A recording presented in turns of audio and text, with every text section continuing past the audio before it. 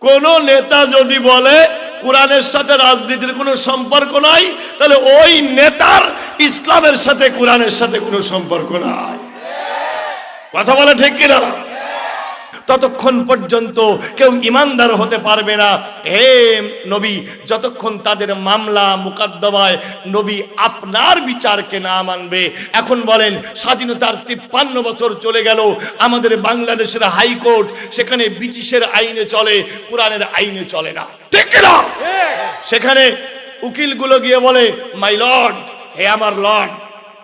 লর্ডকে লর্ডকে কিন্তু মানুষকে লর্ড বলা হচ্ছে। হাইকোর্টে যান, কোরআনের বিচার নাই। আমাদের জজ কোর্টে যান, কোরআনের বিচার নাই। আর আল্লাহ বলছেন, ততক্ষণ পর্যন্ত কেউ পরিপূর্ণ মুমিন হতে পারবে না যতক্ষণ তাদের মামলা মোকদ্দমায় কোরআনের বিচার না হবে। ও মুসলমান, তুমি মনে করেছো নামাজ রোজা করেই আর তাসবিহ তাহলিল করেই তুমি জান্নাতে চলে যাবে? জান্নাত মামু বাড়ির সফরি করা নয়। তোমাকে আল্লাহর জমিনে আল্লাহর দ্বীন কায়েমের জন্য চেষ্টা করতে হবে। প্রয়োজনে জীবন দেব, রক্ত দেব, জেলে যাব, যতদিন পর্যন্ত আল্লাহর জমিনে আল্লাহর বিচার, আল্লাহর কোরআনের আইন কার্যকর না হবে, ততদিন আমরা ঘরে বসে থাকবো না। কারা কারা রাজি আছেন আল্লাহকে হাত তুলে দেখা? ধর্ম যার যার উৎসব। কে বলেছিল এটা? ওই স্বৈরাচার হাসিনা। কথা বলেন, এটা কিন্তু হাসিনার কথা না, এটা আবু জেহেলের কথা। কথা বলেন, রাগ করতেছেন? এটা আবু জেহেল যা যা করেছিল, এই হাসিনা তাই তাই করছে, ঠিক কিনা? আবু জেহেল দারুন নদয় পরামর্শ করে সিদ্ধান্ত নিয়েছে যে মুহাম্মাদের কল্লা কাটা লাগবে। এরাও সিদ্ধান্ত নিয়েছিল বিডিআর বিদ্রোহের নামে আর্মি অফিসারদেরকে কল্লা কাটতে হবে। কথা বলা ঠিক কিনা? আউযু বিল্লাহি মিনাশ শাইতানির রাজিম। বিসমিল্লাহির রাহমানির রাহিম। ইন্নাদ-দীনা ইনদাল্লাহিল ইসলাম। আমার একটা স্বপ্ন পূরণ করো, আমার একটা স্বপ্ন পূরণ করো ও গো দয়াময়।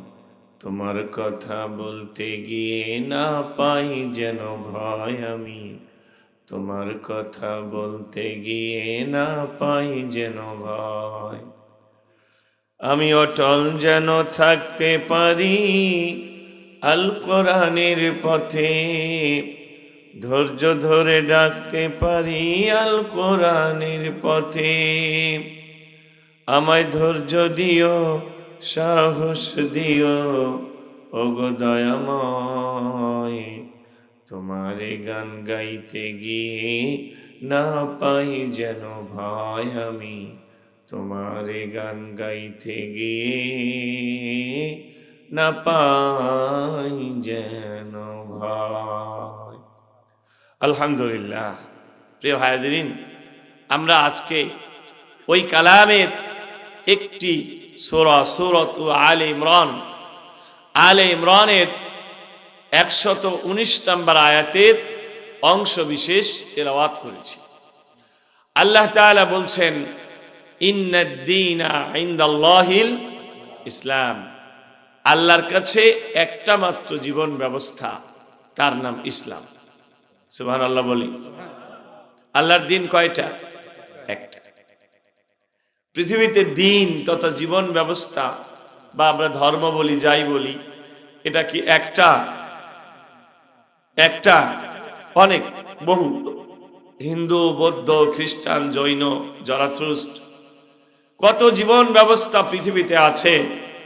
আল্লাহ বলছেন না, ইন্নাদ-দীনা ইনদাল্লাহ আল ইসলাম। আল্লাহর কাছে দিন একটাই, তার নাম ইসলাম। সুবহানাল্লাহ। ইসলাম ছাড়া আল্লাহ অন্য কোনো কিছুটা নেবেন না, অন্য কিছু গ্রহণ করবেন না। আল্লাহ রাব্বুল আলামিন আরো বলেন, ومن يبتغ غير الإسلام دينا فلن يقبل منه وهو في الآخرة من الخاسرين.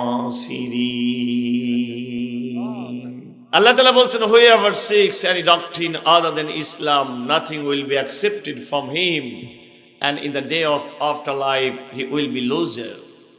আল্লাহ বলেন, যারা ইসলামকে বাদ দিয়ে অন্য কোনো দিন, অন্য কোনো মতবাদ, অন্য কোনো জীবন ব্যবস্থাকে তালাশ করবে, তাদের কাছ থেকে কোনো কিছু গ্রহণ করা হবে না, কিছু নেওয়াই হবে না।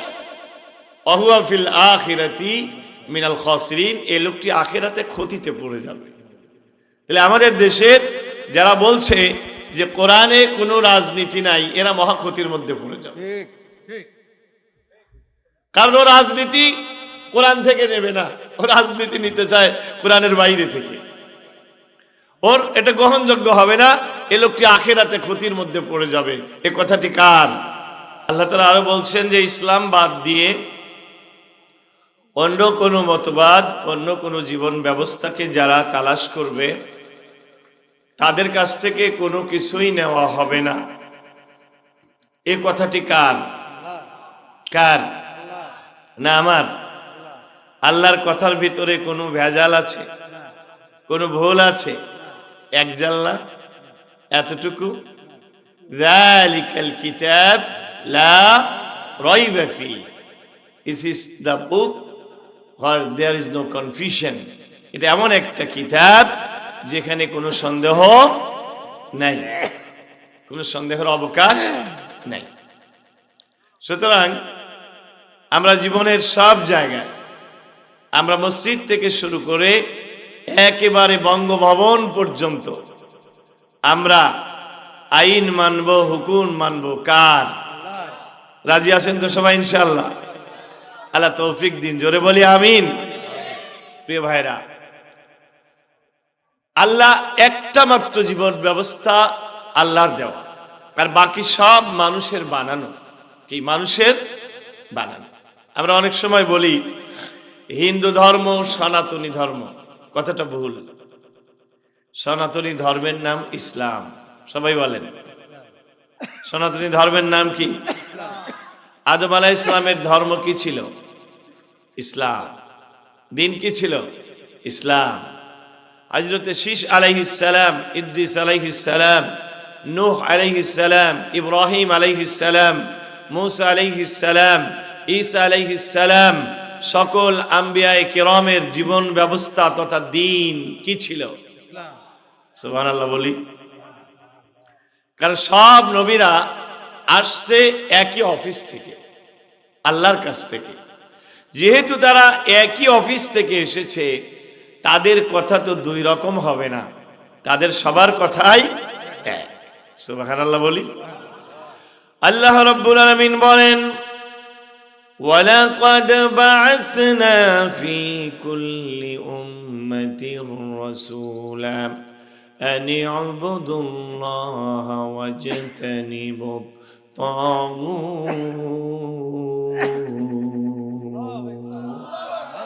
আল্লাহ বলছেন, আমি যুগে যুগে প্রতিটি জাতির কাছে রাসূল প্রেরণ করেছিলাম। সব রাসূলের দাওয়াত ছিল একটাই, দাসত্ব করো, গোলামি করো আল্লাহ, আর তোমরা তাগুতকে ছেড়ে দাও। সব নবীরাই এই দাওয়াত দিয়েছেন। এবং আল্লাহ তাআলা এখানে আরেকটা কথা বলেছেন, ফি কুল্লি উম্মাতিন রাসূলা, প্রত্যেকটা জাতির কাছেই আল্লাহ রাসূলদের পাঠিয়েছেন। আল্লাহ তাআলা আরবের কাছে রাসূল পাঠিয়েছেন, আজমের কাছে রাসূল পাঠিয়েছেন, ইউরোপে রাসূল পাঠিয়েছেন, এশিয়াতে রাসূল পাঠিয়েছেন, আফ্রিকাতে পাঠিয়েছেন, এই উপমহাদেশেও আল্লাহ তাআলা অবশ্যই রাসূল প্রেরণ করেছেন। ঠিক কিনা বলেন? আল্লাহ তাআলা মানুষকে সতর্ক না করে শাস্তি দেবেন, এতটা তো জালিম নাউজুবিল্লাহ আমার আল্লাহ নন, বরং আল্লাহ হচ্ছে আহকামুল হাকিমিন। সুবহানাল্লাহ বলি। সম্মানিত ভাইয়েরা, তাহলে সব জাতির কাছে আল্লাহ রাসূল প্রেরণ করেছিলেন। ওই রাসূলেরা যেহেতু একই দাওয়াত দিয়েছেন। তাহলে বলেন আজকে ইসলাম ধর্মের সঙ্গে অন্যান্য ধর্মের গরমিল আছে না নাই? হিন্দুরা ৩৩ কোটি দেবতাকে পূজা করে, কিন্তু আমরা কোনো দেবতার পূজা করি না। আমরা একজনের বন্দেগী করি, ইবাদত করি, তার নাম কে? তাহলে তাদের সাথে আমাদের পার্থক্য আছে না নাই? এই জাতির কাছেও রাসূল আসছিল, আসছে কিনা? তারা যাদেরকে তাদের অবতার মানে, যাদেরকে তাদের পূজনীয় ব্যক্তিত্ব মানে, যাদেরকে তারা অনুসরণ করে, এই লোকেরা কিন্তু এই মূর্তি পূজার দিকে ডাকে নাই। এই লোকেরাও কিন্তু আল্লাহর দাসত্বের দিকে ডেকেছেন। ডক্টর জাকির নায়েক, যিনি ভারতের একজন চিন্তাবিদ, তার একটা লেকচার আছে, similarities between Islam and Hinduism. এই লেকচারের মধ্যে দেখিয়েছেন হিন্দু ধর্মের মূল কিতাব এবং ইসলামের মধ্যে দারুণ মিল। আজকের হিন্দুরা যেই মূর্তি পূজা করে, এই মূর্তির সাথে তাদের কিতাবের কোনো সম্পর্ক নাই। আল্লাহু আকবার বলি।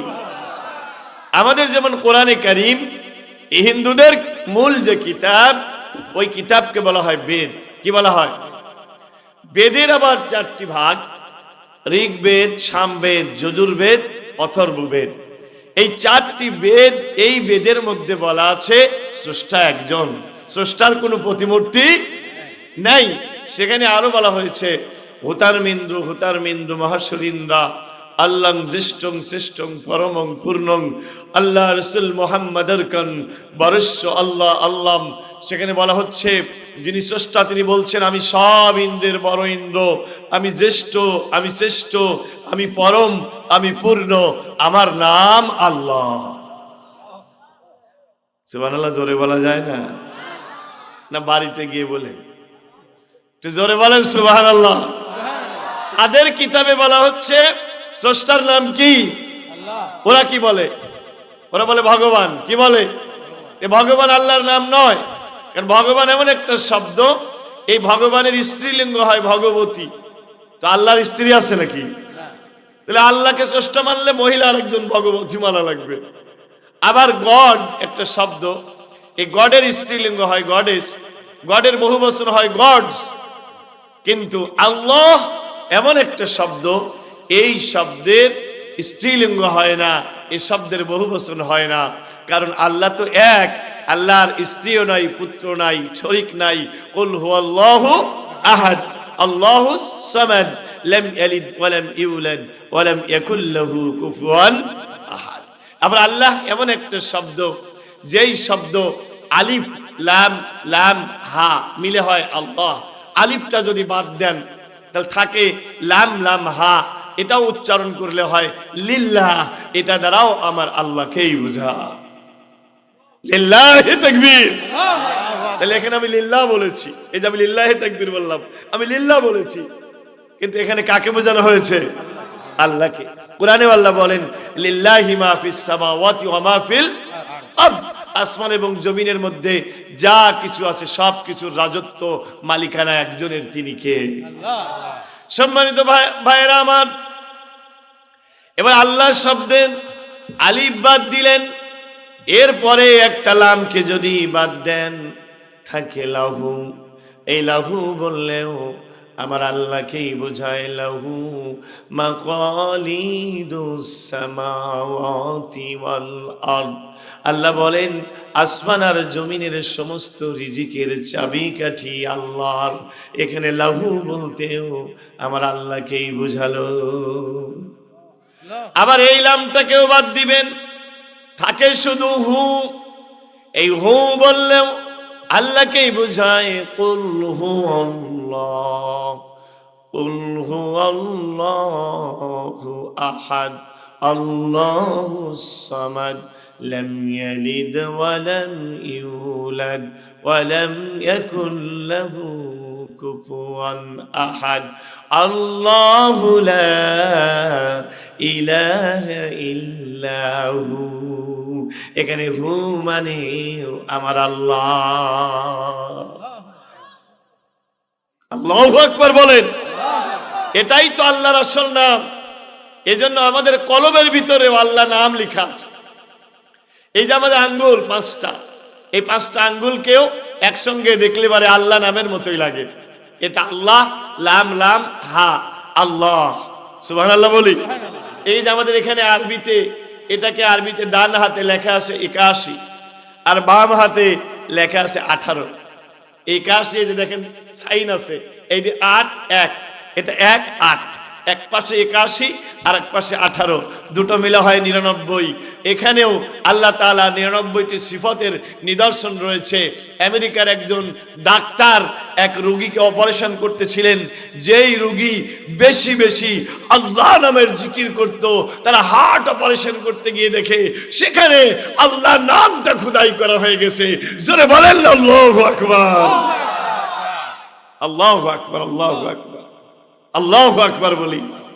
এজন্য দেখবেন হিন্দুরাও, ওরাও যখন বিপদে পড়ে তখন কিন্তু আর ভগবান বলে না, তখন বলে কি? আল্লাহ। এক মাওলানা বলেন, একবার আমি যাচ্ছিলাম নদী পথে, তো হঠাৎ করে ঝড় এসে গেল। ঝড় যখন আসলো, হিন্দু যারা ছিল প্রথম বলতেছিল ভগবান বাঁচাও, ভগবান বাঁচাও। কিন্তু কিছু সময় পরে ঝড় যখন যাচ্ছে না, সবাই বলা শুরু করলো আল্লাহ বাঁচাও। সুবহানাল্লাহ বলবেন না? প্রিয় ভাইরা, এই জন্য হিন্দুরা যদি ভালো হিন্দু হয়, সত্যি ওদের ধর্মটাও যদি মানে, ওদেরকে ইসলাম মানতে হবে। কারণ ওদের ধর্মের ভিতরে আল্লাহর কথা আছে এবং বেদের ভিতরে লেখা আছে আল্লাহ রসুল মুহাম্মাদুর কম বরস্য আল্লাহ আল্লাহ, আল্লাহ রসুল মুহাম্মদ সাল্লাল্লাহু আলাইহি ওয়াসাল্লাম যখন আসবে তখন তাকেই মানতে হবে। সুবহানাল্লাহ। আপনাদের বুঝতে কোনো অসুবিধা হচ্ছে না? সম্মানিত ভাইরা, হিন্দুদের আর একটা কিতাবের নাম পুরাণ। এই পুরাণ কিতাবের মধ্যে একটা চ্যাপ্টার রয়েছে যার নাম কল্কি পুরাণ। এই কল্কি পুরাণের ভিতরে কল্কি অবতার নামে একটা চ্যাপ্টার রয়েছে। সেখানে ওই যুগের কল্কি বলছেন, আমি প্রথম কল্কি নই, আমি শেষ কল্কি নই, আমার পরে আরেকজন কল্কি আসবেন, যেই কল্কির বাবার নাম হবে বিষ্ণুয়াস। কি নাম হবে? বিষ্ণুয়াস। এটা একটা সংস্কৃত শব্দ। বিষ্ণু মানে ভগবান, আস মানে দাস। আরবি অনুবাদ করলে হয় আব্দুল্লাহ, ভগবানের দাস। আব্দুল্লাহ মানেও আল্লাহর দাস। কি হয়? সেখানে বলা হচ্ছে এমন একজন কল্কি আসবেন, যেই কল্কির বাবার নাম কি হবে? বলেন সবাই, বলে না কেন? সেখানে বলা হয়েছে ওই কল্কির মায়ের নাম হবে সুমতি। আরবি অনুবাদ করলে হয় আমিনা। বলা হচ্ছে ওই কল্কির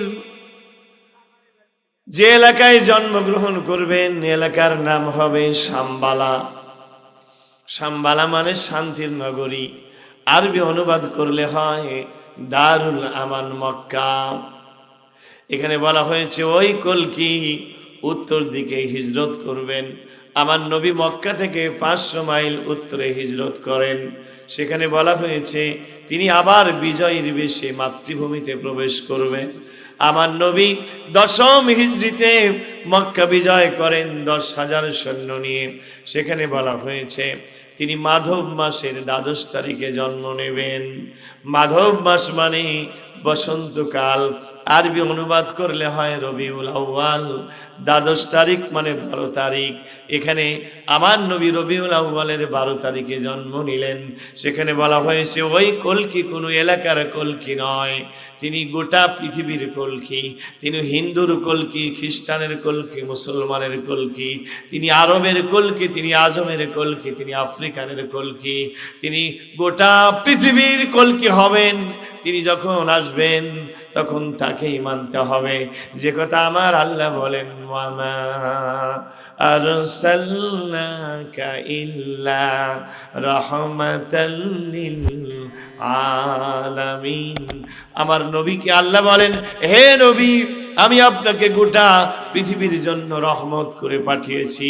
সুতরাং আমার নবী আসার পরে আর কোনো মতবাদ চলবে না, সবাইকে আমার নবীকে মানতে হবে। আমার নবীকে মানা ছাড়া কোনো উপায় নাই। একটু জোরে কি বলবেন না সুবহানাল্লাহ?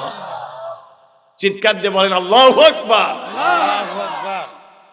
আমরা ওই মুসলমানের ঘরে জন্ম, খুশি হন নাই আপনারা? আমরা এমনি ইসলাম পেয়েছি, সুবহানাল্লাহ বলি। যদিও আমরা এমনি পাওয়ার পরেও নিয়ামতের শুকরিয়া আদায় করি না, ঠিক না? আমি সে কথায় আসবো, তার আগে একটু খ্রিস্টানদের কিতাব ঘুরে আসি। খ্রিস্টানদের কিতাবে কি আছে?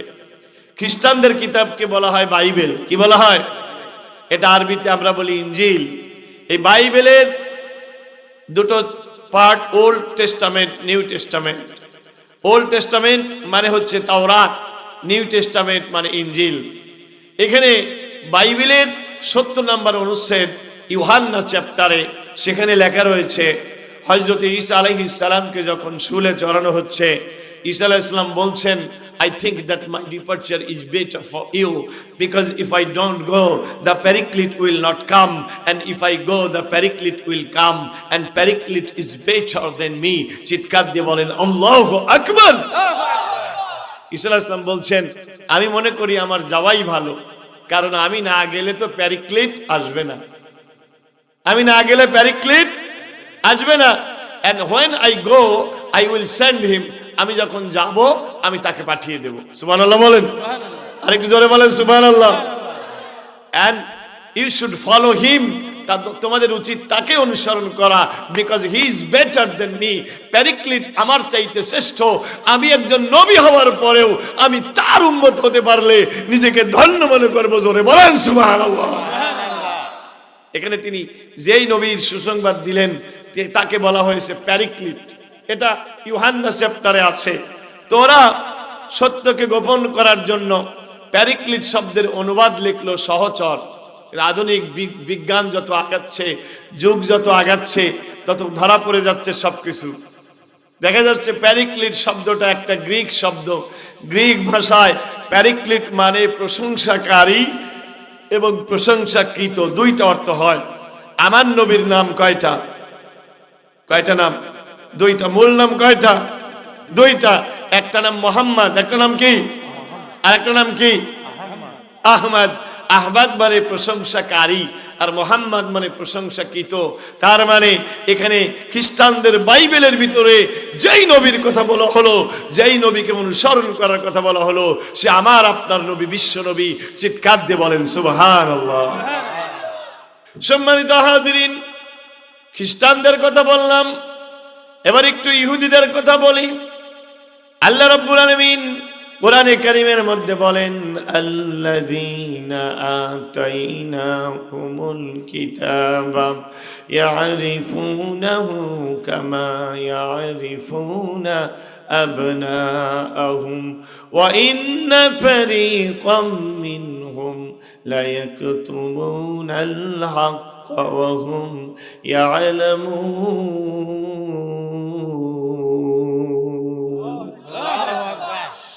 রব্বুল আলামিন বললেন, আমি যাদেরকে কিতাব দিয়েছিলাম ওই ইহুদিরা, হে নবী, আপনাকে তেমন ভাবে চেনে যেমন ভাবে মা বাপ তাদের সন্তানকে চেনে।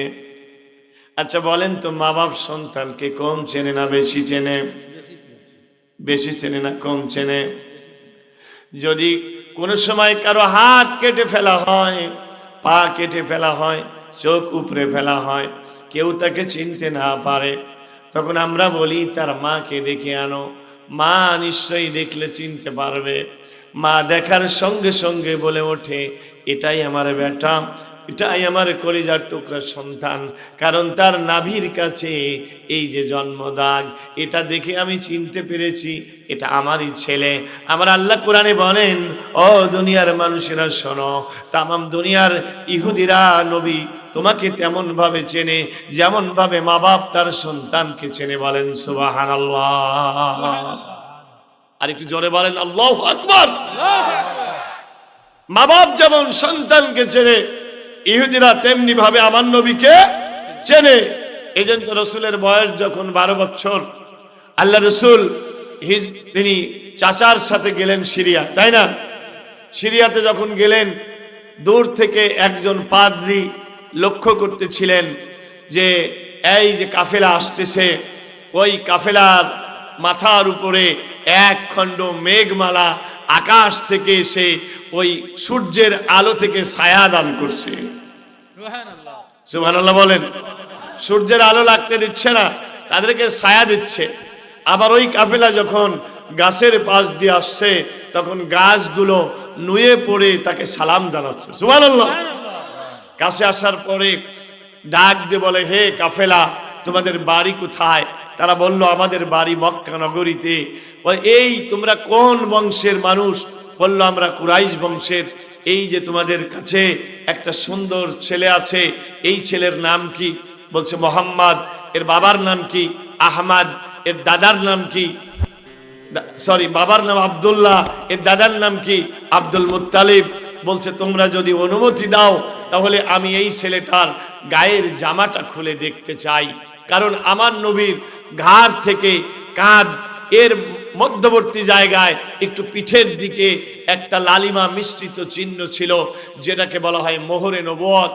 আমার নবীর পরে আর কোনো নবী আসবে না, আল্লাহ তাআলা সেটা সিল মেরে দিয়েছিলেন। বহাইরা পাদ্রী যখন আমার নবীর গায়ের জামাটা খুললেন, খোলার সঙ্গে সঙ্গে চিৎকার করে বলে উঠলো, আল্লাহি, তোমরা জানো না কাকে নিয়ে এসেছো? এই হচ্ছে আখিরি জামানার নবী, বিশ্ব নবী মুহাম্মদুর রাসূলুল্লাহ। সে বলল, তোমরা তাকে নিয়ে যাও, কারণ ইহুদিরা তাকে দেখলে তাকে মেরে ফেলবে। তাহলে বলেন তো, ইহুদিরা আমার নবীকে চেনে কি চেনে না? কথা বলেন। এখন বলেন তো, আল্লাহ যে বললেন ইন্নাদ দীনা ইনদাল্লাহিল ইসলাম, আল্লাহর কাছে দিন, জীবন ব্যবস্থা একটাই। এবং এ কথা আল্লাহ সব কিতাবে বলে দিলেন যে যখন আখেরি নবী আসবে তোমরা তাকে মানবে। আমার আল্লাহ কাউকে বলা বাদ দেয় নাই, কিন্তু তাদের কিতাবে থাকার পরেও, জানার পরেও যারা আমার নবীকে মানে না, তাদের দোষ আছে না নাই? দোষ কি আমার আল্লাহর না তাদের? কাদের? ঠিক কিনা বলেন? সুতরাং আল্লাহর কাছে জীবন ব্যবস্থা একটাই, একটু জোরে বলতে হবে, তার নাম কি? সবাই বলেন, দিন ইসলাম, দিন ইসলাম, দিন ইসলাম, দিন ইসলাম। আমার নেতা তোমার নেতা, লিল্লাহি তাকবীর। কিন্তু আজ যারা আমরা মুসলমানের ঘরে জন্ম নিয়েছি, আমরাও কি ইসলামকে ঠিক মতো মানি? বলেন, মানি? অনেকে মনে করতে পারে হিন্দুদের জন্য তো দিন মানা কঠিন। না ভাই, আল্লাহ কাউকে ঠকান নাই, আল্লাহ কাউকে অবিচার করেন নাই। ইসলামের দুয়ার সবার জন্য খোলা। সুবহানাল্লাহ বলি, সুবহানাল্লাহ। দেখেন অন্যান্য ধর্মগুলো ইহুদি ব্যক্তির নামে, ইয়াহুদের নামে ইহুদি, জেসাস খ্রিস্টের নামে খ্রিস্টান, হিন্দু এলাকার নামে নাম, হিন্দুস্তানের নামে ধর্মের নাম হিন্দু।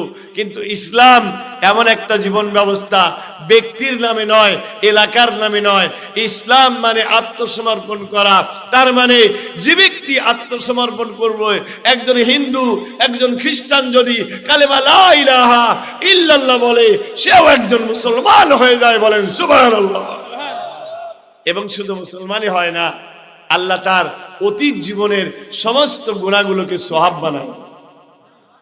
সুবহানাল্লাহ। আর একটু জোরে বলা যায় না? তাহলে তাদেরকে কি আমার আল্লাহ ঠকাইছে? ঠকাইছে। তাদের জন্য দিন পালন করার কথা বলে দিছে, আবার ইসলামের দরজা খোলাও রাখছে। তেমনি মুসলমানের ঘরে জন্ম নিলে পারেও মুসলমান হওয়া যায় না। এবার আমি আসল ওয়াজে আসতেছি, এতক্ষণ তো ভূমিকা নিলাম।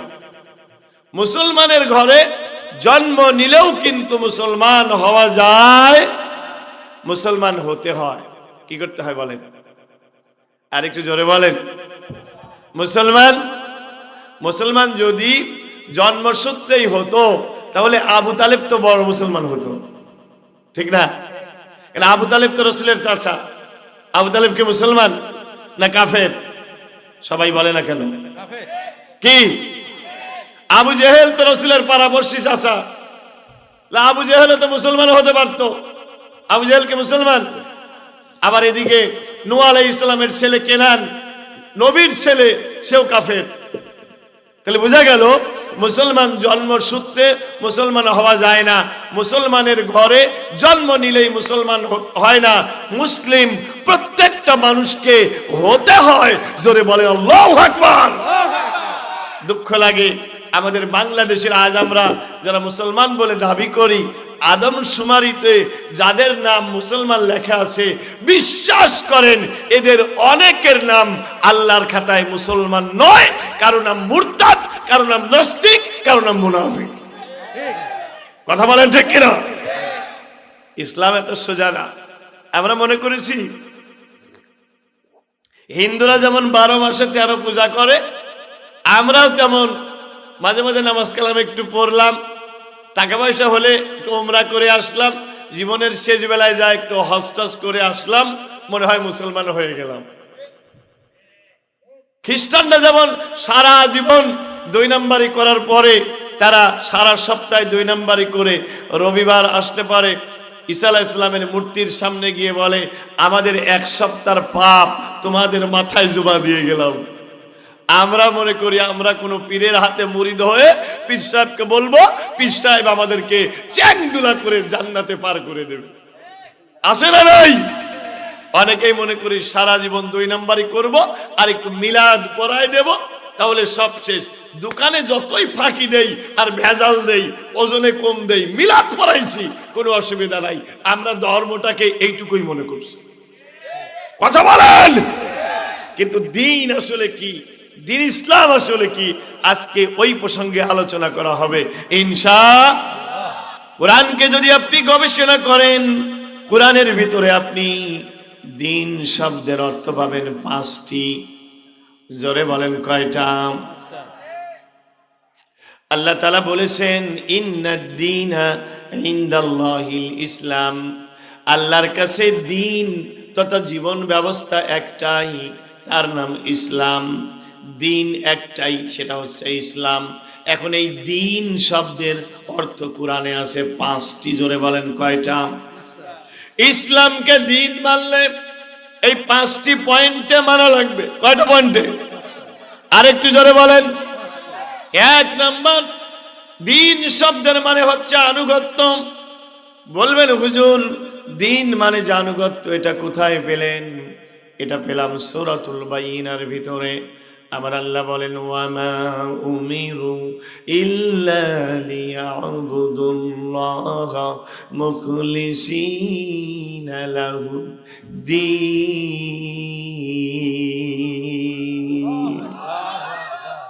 পিছনের যুবক ভাইয়েরা একটু জোরে করে বলো আল্লাহু আকবার।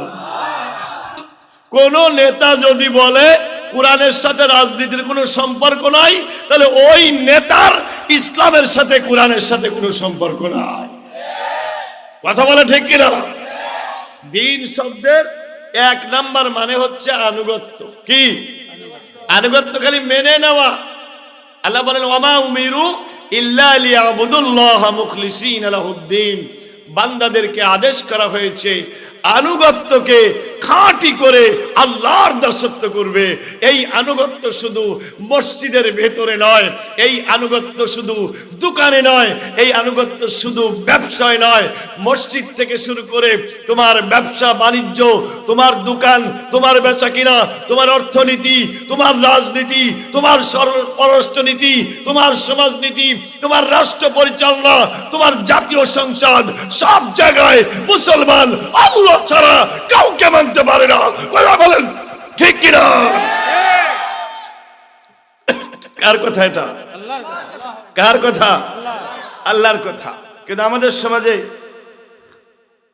অনেকেই আছে সুবহানাল্লাহর জিকির 300 বার, আলহামদুলিল্লাহ 400 বার, আর ওদিকে সুদের টাকা খায় 500। আছে না নাই? কোন দিকেই কম না।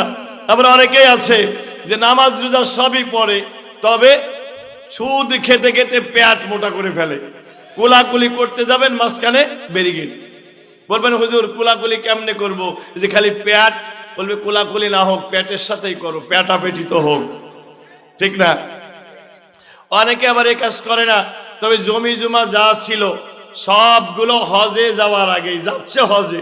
খেয়াল করেন, যাচ্ছে হজে, আর হজে যাওয়ার আগে ওর জমি জমা যা আছে মোটগুলো বাজানের নামে লিখে দিয়ে যায়। বাজান বোঝেন তো? হ্যাঁ, বেটার নামে লিখে দেয়। বলেন তো, ছেলে পাবে ডাবল, মেয়ে পাবে অর্ধেক, এই আইনটা কার? তুমি যে সবগুলো তোমার ছেলেকে দিলা, তোমার মেয়ে কি পাড়াপষ্টির থেকে আসছে নাকি? কথা বলেন, রাগ করলেন আপনারা? তোমার মেয়ে কোথায় থেকে আসলো?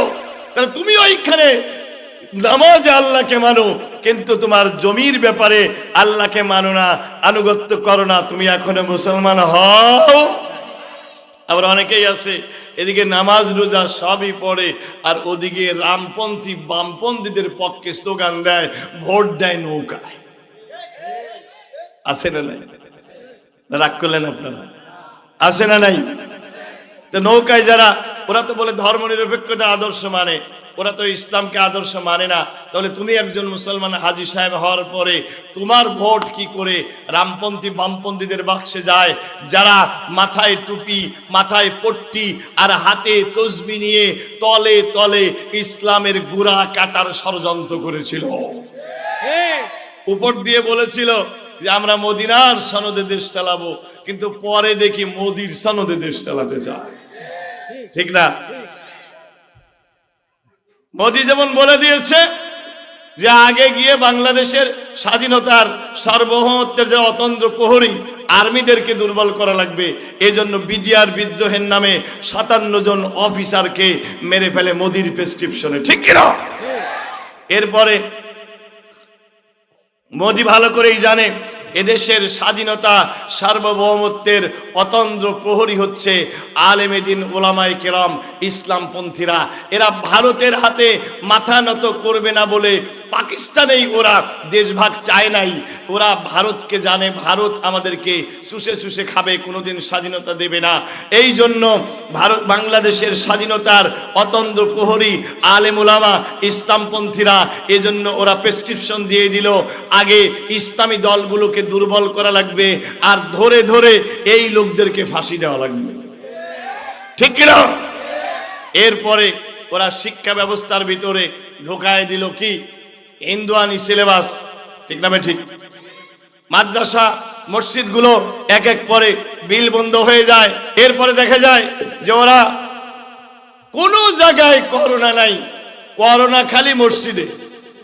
কথা বলেন? আর করোনা কোরআনের তাফসিল মাহফিলে। কোনো কিছু বন্ধ করার জিনিস পায় না, উনি বন্ধ করে 144 ধারা জারি করে কোরআনের তাফসির মাহফিলে। আল্লাহ বলেছেন ওয়াকাল আল্লাযীনা কাফারু লা তাসমাউ লিহাযাল কুরআন, কাফিররা বলে এই কোরআনকে তোমরা শোনো না, অলগাউ ফীহি লাআল্লাকুম তাগলিবুন, কোরআন যেখানে আলোচনা করা হয় সেখানে তোমরা হট্টগোল সৃষ্টি করো। বিগত সময় আমরা দেখেছি বাংলার জমিনে কোরআনের তাফসীর মাহফিলে 144 ধারা জারি করা হয়েছে। কোরআনের তাফসীর মাহফিলে 44 ধারা জারি করে যারা, আর যারা তাদেরকে সাপোর্ট করে, ওরা যতই নামের আগে আলহাজ লাগাক, যতই দাড়ি রাখুক, যতই টুপি পরুক, ওরা ইসলামের শত্রু, ওরা মুসলমান নয়, ওরা পাক্কা মুনাফিক। কথা বলেন ঠিক কিনা? তাহলে আনুগত্য এক জায়গায় না সব জায়গায়? আরো জোরে বলেন। উনি বলতেন যে আমি সকালবেলা ঘুম থেকে উঠেই যাই নামাজ খুঁজি, বলছিল না? আবার আগের বার 96-তে উনি হাতে তসবি আর মাথায় পট্টি বেঁধে আসছিল, আবার ওদিকে ভারতে যায় মাথায় তিলকও পড়ছে। কথা বলেন। এদিকে যায় নামাজ খোঁজে সকালবেলা, আর ওদিকে উনি আর বন্ধ করার জিনিস পায় না, বন্ধ করে কোরআনের তাফসীর মাহফিল। বন্দি করার মানুষ পায় না, বন্দি করে কোরআনের পাখি দেলোয়ার হোসেন সাইদিকে। তুমি কোরআনের পাখিদেরকে বন্দি করে তুমি জায়নামাজ দেখাও আর মানুষকে তাহাজ্জুদ দেখাও। তোমার এই জায়নামাজ, এই তাহাজ্জুদ আল্লাহর কাছে কোনো কাজে আসবে না। কথা বলেন ঠিক কিনা? ইসলাম কিছু মানবো কিছু মানবো না এইটা নয়। ইসলাম হচ্ছে পরিপূর্ণরূপে আত্মসমর্পণ করার নাম। মুসলমান যে সে কখনোই বলতে পারবে না এই জমিনে এখন আর আল্লাহর আইন চলে না, বরং মুসলমান বলবে জমিন যার আইন চলবে। ঠিক কিনা বলেন? সম্মানিত ভাইরা, এবার আপনি বলবেন হুজুর দ্বীনের ভিতরে, ইসলামের ভিতরে আপনি আইন কোথায় পেলেন? ঠিক না? আইনের সাথে তো ইসলামের কোনো সম্পর্ক নাই। যে কথা আমাদের সমাজের অনেক সুশীলেরা বলে, রাজনীতির সাথে ইসলামের কোনো সম্পর্ক নাই, এরকম বলার মতো সুশীল আমাদের সমাজে আছে না নাই? কিন্তু আমার ভাইয়েরা, কোরআনকে যদি রিসার্চ করেন, এই যে দ্বীনের 5টি অর্থের কথা বলতেছি, প্রথম অর্থ বললাম আনুগত্য। দ্বীন শব্দের 2 নাম্বার মানে হচ্ছে আইন। আর একটু জোরে বলেন। বলবেন হুজুর, দ্বীন মানে আইন, এটা কোথায় পেলেন? এটা আমরা পেলাম কোরআন কারীমের সূরাতুন নূর 24 নম্বর সূরা, লিখে নেন 24 নম্বর সূরা, সূরাতুন নূরের 2 নম্বর আয়াতে আমার আল্লাহ বলেন, الزانية والزاني فاجلدوا كل واحد منهما 100 جلدة ولا تأخذكم بهما رأفة في دين الله إن كنتم تؤمنون بالله واليوم الآخر وليشهد عذابهما طائفة من المؤمنين। আমার আল্লাহ বলেন, জিনাকার পুরুষ আর জিনাকার নারী, তাদেরকে 100 করে চামড়ার চাবুক মারা লাগবে। আইনটা কার? আল্লাহ বলেন, ওয়ালা তাখুযুকুম বিহিমা রাফাতুন ফি দীনিল্লাহি। আল্লাহর এই আইনকে কার্যকর করার ব্যাপারে তোমাদের দিলের ভিতরে যেন কোনো মায়া না আসে। এখানে দ্বীন শব্দের মানে আইন। সুবহানাল্লাহ। দ্বীন মানে কি? আরেকটু জোরে বলেন। ওয়ালা তাখুযুকুম, তোমাদের দিলে যেন কোনো মায়া না আসে, ফি দীনিল্লাহি, আল্লাহর এই আইনকে কার্যকর করার ব্যাপারে। এখানে দ্বীন শব্দের মানে হচ্ছে আইন। আল্লাহ বলেন, আইনকে কার্যকর করো, অত দয়ার দরকার নাই। তোমার দয়া বেশি নয়, দয়া তার বেশি যিনি সৃষ্টি করেছেন। সৃষ্টি করেছেন কে? আল্লাহ বলেন, ওয়াল ইয়াশহাদ আযাবাহুমা তাইফাতুম মিনাল মুমিনিন। আর এই শাস্তিটা দেখুন দেওয়া হবে, তখন মুমিনদের একটা দল যেন তাকিয়ে তাকিয়ে দেখে। সুবহানাল্লাহ। কেন? কারণ যখন জেনার শাস্তি দেওয়া হবে, তখন এলাকার যুবকেরা, এলাকার মানুষগুলো শাস্তি দেখবে এবং মনে মনে ভাববে, রে বাবা, খবরদার, এই কাজ করা যাবে না, এই কাজ করলে পারে আমার কপালেও এইরকম শাস্তি আছে। সুবহানাল্লাহ বলেন। তাহলে বলেন, কোরআনের এই আইনটা যদি কার্যকর করা হয়, তাহলে পরকিয়া দূর করতে আর সময় লাগবে? ইফটিজিং বন্ধ করতে টাইম লাগবে? ইফটিজিং, পরকিয়া বন্ধ করতে 1 মাসও সময় লাগবে না। বাংলাদেশ পরকিয়া মুক্ত বাংলাদেশ। সুবহানাল্লাহ বলেন। আমাদের সমাজে পরকিয়া এখন আছে না নাই? পরকিয়ার জেরে কত নারী নিজের ছেলেদেরকে গলা টিপে হত্যা করে আরেকজনের হাত ধরে পালিয়ে যাচ্ছে। কথা বলেন। তাদের জন্য দরকার কোরআনের এই আইনটা। সুবহানাল্লাহ। এখানে দ্বীন শব্দের মানে হচ্ছে আইন। এই জমিনটা কার? আসতে বলেন, আর একটু জোরে বলেন। আকাশ কার? সাগর কার? পাহাড় কার? আইন চলবে কার? চলছে কার? মাথা ঠিক রেখে বলো না। আল্লাহর সব ঠিক আছে, কিন্তু আল্লাহর আইন কি আমাদের সমাজে আছে? আল্লাহর কোরআন বলেছে, মদ যদি কেউ খায় তাহলে তাকে কি করতে হবে? 80টা দোররা মারা রাখবে। মদ হারাম করেছে কে? কে? ইন্নামাল খামরু ওয়াল মাইসিরু ওয়াল আনসাবু ওয়াল আজলামু রিজসুম মিন আমালিশ শাইতান। আল্লাহ বলেন, মদ, জুয়া, প্রতিমার কাছে ভাগ্য নির্ধারণ করা, এগুলো সবই হচ্ছে শয়তানের কাজ। কিন্তু আমাদের সমাজে মদ আছে, আমাদের সমাজে বিশ্বকাপ খেলার সময় পাড়ায় পাড়ায় জুয়া হয়। কথা বলেন ঠিক কিনা? এগুলো হারাম করেছে কে? কিন্তু বাংলাদেশে এগুলো হারাম না হালাল? হালাল। ঠিক বলেছেন, উত্তর কারেক্ট। আপনারা 100তে 100 বলবেন, হুজুর কেমনে হালাল? বুঝলাম না তো, আমি বুঝাই দিচ্ছি। এই যে বাংলাদেশে বগুড়া তো বড় শহর, বগুড়ায় মদের দোকান আছে না নাই? অবশ্যই আছে, যারা খায় তারা জানে, তুমি জানো না, ওরা জানে। এই মদের দোকানে গিয়ে বলবেন, এই 90% মুসলমানের দেশ মিয়া, তুমি মদ বেচো। উনি করবে কি? আপনার দিকে ভালো করে তাকিয়ে তারপরে মোল্লার দৌড় মসজিদ পর্যন্ত, যাও যাও যাও যাও, তুমি মিলাদ পড়ায় খাও গে, যাও ইমামতি করে খাও গে, আমি এখানে নাক গলার লাগবে না। মিয়া তুমি কি বলার কে? আমাকে সরকার লাইসেন্স দিছে, কথা বলেন, আমাকে লাইসেন্স দিতে সরকার। এই দেখো আমার লাইসেন্স নাম্বার 23005, এই লাইসেন্স দিয়ে সরকার আমার জন্য মদ বেচাকে হালাল করে দিয়েছে। তাহলে বলো বাংলাদেশের মানুষ, আল্লাহ করলেন হারাম, বাংলাদেশে হয়ে গেল হালাল। সুতরাং তুমি মনে করেছো নামাজ রোজা করে জান্নাতে যাবে, এত সহজ নয়। আল্লাহ বলেন আনিবুদুল্লাহ ওয়াজতানিবুত তাগুত, দাসত্ব করো আল্লাহর, তাগুতকে ছেড়ে দাও। তাগুত কাকে বলে?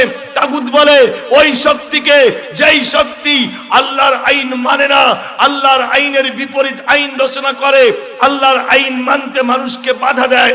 সুতরাং আজ বাংলাদেশে যারা সংসদে মদকে হালাল করে ওরা তাগুত। হে মুসলমান, যতক্ষণ পর্যন্ত এই তাগুতি শক্তিকে উৎখাত করে ইসলামী রাষ্ট্র কায়েম না করবে ততক্ষণ পর্যন্ত পরিপূর্ণ মুসলমান হতে পারবে না। কথা বলেন ঠিক কি না? আচ্ছা বলেন তো, কোরআনের ভিতরে চুরি করলে কি হবে? তার শাস্তি আছে না নাই? কি শাস্তি? আল্লাহ বলেন আস-সারিকু ওয়াস-সারিকাতু ফাকতাউ আইদিয়াহুমা জাযাআন বিমা কাসাবা নাকালাম মিনাল্লাহ। আল্লাহ বলেন চোর এবং চুরনি যদি চুরি করে তাদের দুজনের হাত কেটে দাও। সুবহানাল্লাহ বলেন। আইনটা কার? আল্লাহ। এই আইনটা ভালো না খারাপ? ভালো। মানে এই আইন থাকলে পরে আর বলতে পারতো আমার পিওনও 400 কোটি টাকার মালিক। হ্যাঁ, বলেছিল দেশে উন্নয়ন উন্নয়ন উন্নয়ন হয়েছে ওদের নেতাদের। কথা বলেন, পিয়ন যদি 400 কোটি টাকার মালিক হয় তাহলে তোর শেখ রেহানা কত টাকার মালিক? এই যে আমার আত্মীয় আছে গোপালগঞ্জ টুঙ্গিপাড়া বাড়ি, এর কায়দা কৌশলে আমার ভাস্তির বিয়ে হয়ে গেছে এই শেখ পরিবার, বুঝছেন? আমরা রাজি না, যাই হোক আমার ভাই রাজি ছিল, ওটা হয়ে গেছে বিয়েটা। এখন শেখ পরিবারে বিয়ে হয়েছে। উনি বললেন জানেন না, এদিকে হাসিনা খালি স্বৈরাচারে দেশ চালাইছে আর টাকাই তো কামাই করেছে শেখ রেহানা। এমন কোন সেক্টর নাই যেখানে রেহানার মানে অ্যাকাউন্টে টাকা না গেলে কোনো কিছু পাস হয়েছে। এদিকে নিজে ক্ষমতায় জুলুম করে থাকছে আর শেখ পরিবারকে দুর্নীতি করতে সুযোগ করে দিয়েছে। এই যে বাংলাদেশের একজন মন্ত্রী লতিফ সিদ্দিকী, এই লোকটার মন্ত্রিত্ব গেছিল, এমপিত্ব গেছিল, মানুষকে বুঝাইছে কি হজের বিরুদ্ধে কথা বলছে, তাই আসলে কিন্তু তা না। ও কথা বলেছিল জয়ের বিরুদ্ধে। সে বলেছিল জয় আমেরিকায় থাকতে বাংলাদেশ থেকে বেতন নেয়, জয়ের বেতন কত এটা জানতে চাই, এজন্য ওর চাকরি চলে গেল, এমপিত্ব চলে গেল।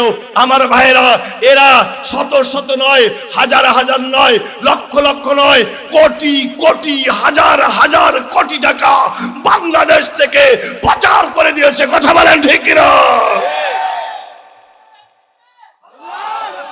আলহামদুলিল্লাহ। ওরা এখন বলছে, হঠাৎ মাঝে মাঝে চলে গিয়ে স্বৈরাচার পালিয়ে গিয়ে আবার বলে আমি টুপ করে ঢুকে পড়ব, বলছে না? আমরা বলি আসো, ঠিক কিনা? আসো আমরা আল্লাহর কোরআন নিয়ে এবার তোমার বিচার করি ইনশাআল্লাহ। ওরা কি একটা দুইটা টাকা চুরি করছে? দেখেন ভাই, কোরআনের আইনটা কত সুন্দর। কোরআনের আইন দিয়ে যদি আপনি একবার চোরের শাস্তি দেন, ওর হাতটা কেটে দিলেন, তাহলে ও কি এটা গোপন করতে পারবে? পারবে। একবার শাস্তি দেওয়ার পরে আবার যদি চেয়ারম্যান সাহেব নির্বাচনে দাঁড়াতে চায়, জনগণকে এসে বললো ভাই আমি আরেকবার নির্বাচন করব, তোমরা আমাকে ভোট দিও, কিন্তু হাত কাটা। কি কাটা? বোঝার চেষ্টা করেন। এখন জনগণ বলবে নেতা ভোট তো আপনাকে দেব, তো হাত কাটাকে, ঠিক না? উনি বলবেন আমি আসলে নানান জায়গায় যাই, তো এক জায়গায় যেতে লেগে অ্যাক্সিডেন্টে আমার হাত কেটে গেছে। জনগণ বলবে, ও বুঝেছি, আগের বার তুমি চেয়ারম্যান ছিল, কতবার গম চুরি করছো, পাক্কা চোর, এই চোরকে ভোট দেওয়া যাবে না। সুবহানাল্লাহ বলেন। এই জন্যই আল্লাহ বলেন, আল্লাহ রসুলের সাহাবী হযরত আবু হুরায়রা বলেন, ইকামাতু হাদ্দিম মিন হুদুদিল্লাহি খায়রুম মিন মাতারি 40 লাইলাতাও ওয়া নাহারা। আল্লাহর এই জমিনে যদি একটানা 40 দিন বৃষ্টি হয়, কয়দিন বলেন? 40 দিন বৃষ্টি হলে জমিনে যত ফসল হয়, যত সবুজ উর্বর হয়ে যায় জমিনগুলো, যত নদী নালাগুলো ভরে যায়, মানুষের যত উপকার হয়, তার চাইতে আল্লাহর এই জমিনে আল্লাহর একটা আইনকে কার্যকর করলে তার চাইতে মানুষের বেশি উপকার হয়। জোরে বলেন সুবহানাল্লাহ। কথা বোঝার চেষ্টা করুন। সম্মানিত হাজিরিন, হযরত আবু হুরায়রা বলেন, একটানা জমিনে যদি 40 দিন বৃষ্টি হয়, মানুষের যত উপকার হয়, তার চাইতে আল্লাহর কোরআনের একটা আইনকে কার্যকর করলে মানুষের বেশি উপকার হয়। এই যে সবুজ শ্যামল বাংলাদেশ, যেই বাংলাদেশে 18 কোটি মানুষ, যেই বাংলাদেশের মানুষেরা বিদেশে গিয়ে পরিশ্রম করে টাকা পাঠায়, এই দেশে যদি চুরি শুধু বন্ধ করা যেত, তাহলে এই দেশটা সিঙ্গাপুর হতে 10 বছর সময় লাগতো না। কথা বলেন। যাদের ভিতরে কোরআন নাই, যাদের ভিতরে ইসলাম নাই, তারা আসলে একই কাজ করবে। কথা বলেন। খুব বেশি কম বেশ হবে না। এবার আমাদের দরকার আল্লাহর কোরআন দিয়ে শাসন, ঠিক কিনা? কথা বলেন। এ কোরআন শুধু আওয়ামী লীগের নয়, এ কোরআন শুধু বিএনপির নয়, এ কোরআন শুধু জাতীয় পার্টির নয়, এ কোরআন শুধু জামাত ইসলামের নয়। ভাইরা, রাগ করবেন না, আমাকে শত্রু মনে করবেন না। আপনি যদি মুসলমান না হন, আপনার সাথে আমার কোনো কথা নাই। আপনি যদি মুসলমান হন, you must submit to the holy Quran. অবশ্যই তোমাকে কোরআনের কাছে মাথা নত করতে হবে। কোরআনকে বলবেন, O Quran, I would like to know why have you come in this world. হে আল্লাহর কোরআন, তুমি পৃথিবীতে কেন এসেছো? আল্লাহর কোরআন বলে, ইন্না আনজালনা ইলাইকাল কুরআনা বিল হাক্কি লিতাহকুমা বাইনান নাস বিমা আরাকাল্লাহ।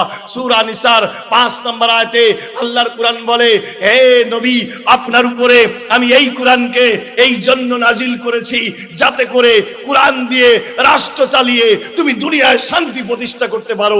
জোরে বলেন সুবহানাল্লাহ। তাহলে কোন মুসলমান একথা বলতে পারে কোরআনে রাজনীতি নাই? বলে, বলতে পারে? যারা বলে তাদের ভিতরে ভেজাল আছে না নাই? কথা বলেন, ভেজাল আছে না নাই?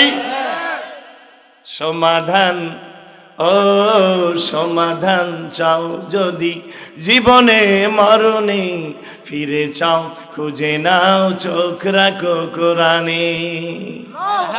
এ বাণী সকলের নয়, শুধু মুমিনের। মানবে যেই কোরআন, শান্তি পাবে দোজাহানে। ঘরে বলো কিবা রাষ্ট্রে বলো, অশান্তি দূর করে শান্তি আনে। সমাধান, ও সমাধান চাও যদি জীবনে মরণে, ফিরে চাও খুঁজে নাও চোখ রাখো কোরআনে। মারহাবা। আরেকটু জোরে বলেন মারহাবা। এত চির আমলান চির মুক্তির ডাক, এ যে মহাবাণী খোদারি কালামে পাক। এত চির আমলান চির মুক্তির ডাক, এ যে মহাবাণী খোদারি কালামে পাক। ঘরে বলো কিবা রাষ্ট্রে বলো, অশান্তি দূর করে শান্তি আনে। সমাধান, ও সমাধান চাও যদি জীবনে মরণে, ফিরে চাও খুঁজে নাও চোখ রাখো কোরআনে। আমার ভাইরা, আল্লাহর নবী সাল্লাল্লাহু আলাইহি ওয়াসাল্লাম 13 বছর মক্কায় দাওয়াত দিলেন, কিন্তু এই 13 বছরের মধ্যে চুরি ডাকাতি বন্ধ করতে পারলেন না। যেই মাত্র মদিনায় গিয়ে ইসলামী রাষ্ট্র কায়েম করলেন, সব বন্ধ হয়ে গেল। এবার নবীর ইন্তিকালের পরে খলিফা হলেন হযরতে আবু বকর, তার মন্ত্রী হলেন হযরতে ওমর। হযরতে ওমর মন্ত্রী হলেন, তার কোর্টেও বিচার হয়। 2টা বছর চলে গেল, হযরতে ওমরের কোর্টে একটা মামলা আসলো না। একটা চুরিরও মামলা নাই, একটা ডাকাতির মামলা নাই, একটা খুনের মামলা নাই, একটা হত্যার মামলা নাই। হযরতে ওমর খলিফাতুর রাসূল আবু বকরকে ডেকে বলেন, মা হাজাতুল হাকিমিন লিহাজিহিল উম্মাহ, হে আবু বকর, এই জাতির জন্য বিচারকের কি প্রয়োজন? 2টা বছর চলে গেছে, একটা মামলাও কোর্টে আসে নাই। হযরতে আবু বকর বলেন, দীনুহুমুন নসিহা, ওদের দ্বীনই হচ্ছে একজন আরেকজনের কল্যাণ কামনা করা। যেই রাষ্ট্রে কোরআন দ্বারা রাষ্ট্র চলে, ওই রাষ্ট্রের মানুষ আর চুরি ডাকাতি করে না, ওই রাষ্ট্রের মানুষ এমনি ভালো হয়ে যায়। একটু জোরে কি বলবেন না সুবহানাল্লাহ? আমার আল্লাহ রাব্বুল আলামিন কুরআন কারীমের মধ্যে সূরাতুল হজের মধ্যে বলেন, আল্লাযীনা ইম্মাক্কান্নাহুম ফিল আরদি আকামুস সালাতা ওয়া আতাউজ যাকাতা ওয়া আমারু বিল মা'রুফি ওয়া নাহাউ আনিল মুনকার ওয়া লিল্লাহি আকিবাতুল উমুর।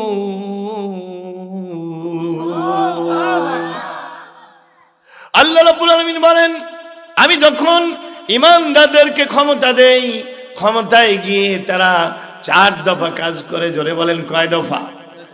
আরেকটু জোরে বলেন। 1 নাম্বার আকামুস সালাহ, ওরা সংসদে গিয়েই প্রথমে নামাজের বিলটা পাস করে। আল্লাহু আকবার বলেন। সংসদে যদি নামাজের বিল পাস করত, তাহলে কি আর বেনামাজি থাকতে পারতো? এই রোজার দিনে কেউ কি হোটেল রেস্তোরাঁ খুলে ওপেন রোজা না খেয়ে থেকে আবার গর্ব করতে পারতো যে আমার কি টাকা কম আছে, আমি রোজা থাকতে? কথা বলেন। তাহলে বলা হতো, এই তুই তাহলে আজকে থেকে ঘোষণা কর তুই মুসলমান না, তুই মুরতাদ, তারপরে তোর যা বিচার তাই হবে। আর যদি মুসলমান বলে দাবি করিস, তাহলে তোমাকে অবশ্যই নামাজ পড়তে হবে, অবশ্যই রোজা করতে হবে। আল্লাহু আকবার বলেন। 2 নম্বরে ইমানদার সরকার কি করবে?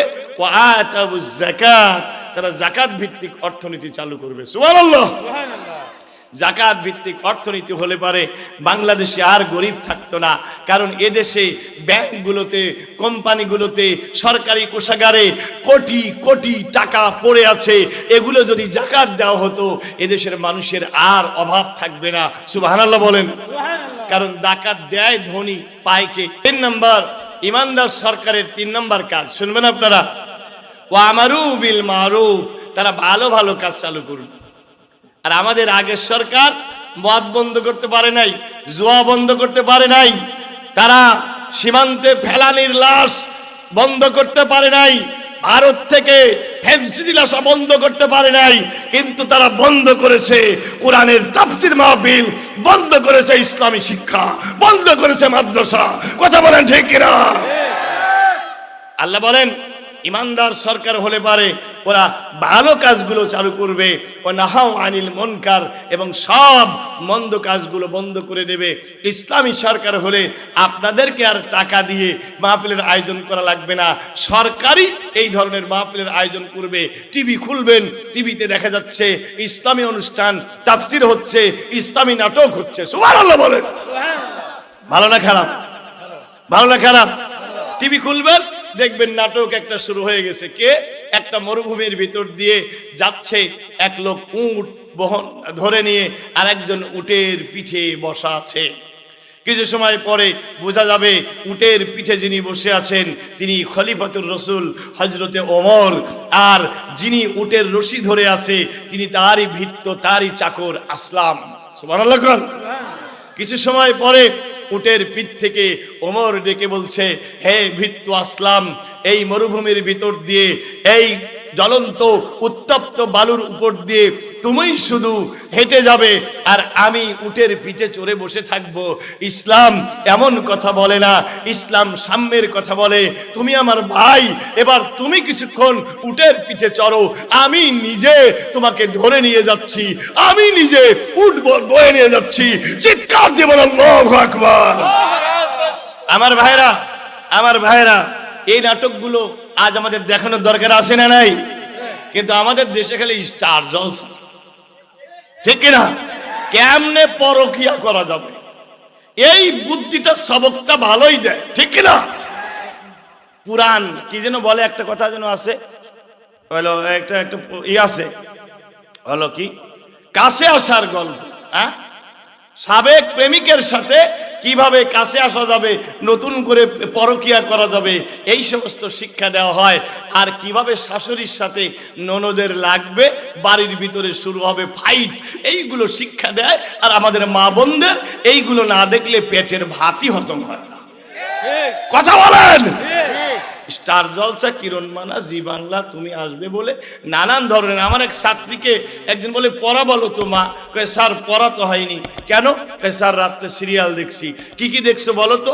নাম বলতে বলতে 11টা বললো। তাই আমি বললাম এত দেখে তুমি পড়ো কখন? কয় স্যার এই জন্যই তো পড়া হয় না, হঠাৎ যদি রাতে কোনোটা দেখানো না হয় সকালবেলা কাজা তোলার ব্যবস্থাও আছে।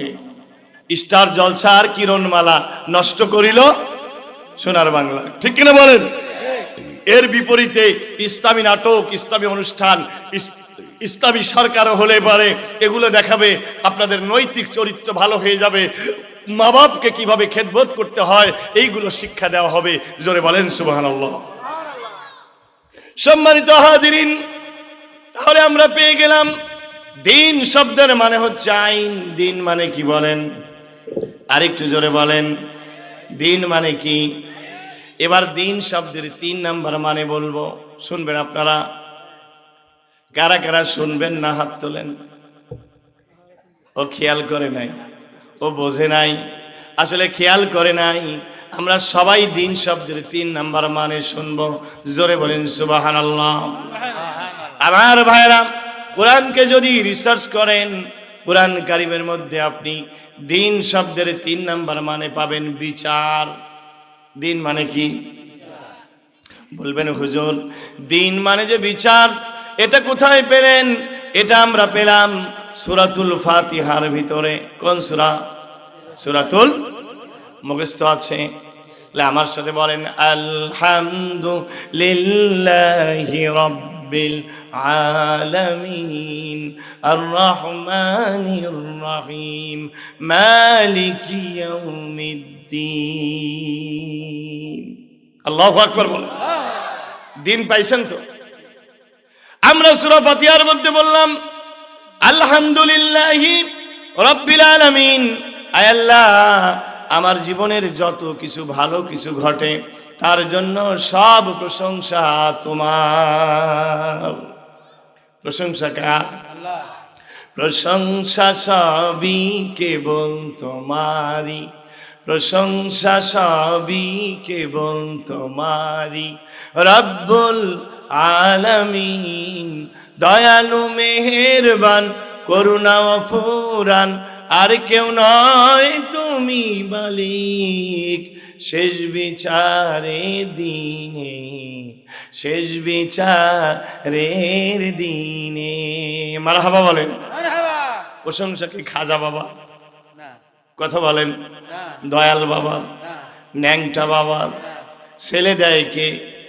জোরে বলেন। মেয়ে দেয় কে? ভালো করে কে? মন্দ করে কে? অসুখ ভালো করে কে? না ডাক্তার? ইমান সাফ করে যান মুসলমান, ডাক্তার শুধু ওসিলা, অসুখ ভালো করার মালিক কে? এজন্য দেখবেন অনেক সময় অনেকে বলে যে অমুকের হাতে ওষুধ খেয়ে আমার ভালো হয়ে গেছে। এইটা শুনে আর এক মা আবার সেও ব্যথায় জর্জরিত, ওই ডাক্তারের কাছেই যায়, একই ওষুধ খায়, ভালো হয়। কথা ঠিক কিনা? কথা বলেন। ওষুধ তো শুধু ওসিলা, ভালো করার মালিক কে? কিন্তু আমাদের দেশের মানুষেরা খাজা বাবার দরবারে, দয়াল বাবার দরবারে গিয়ে বলে খাজা, ও খাজা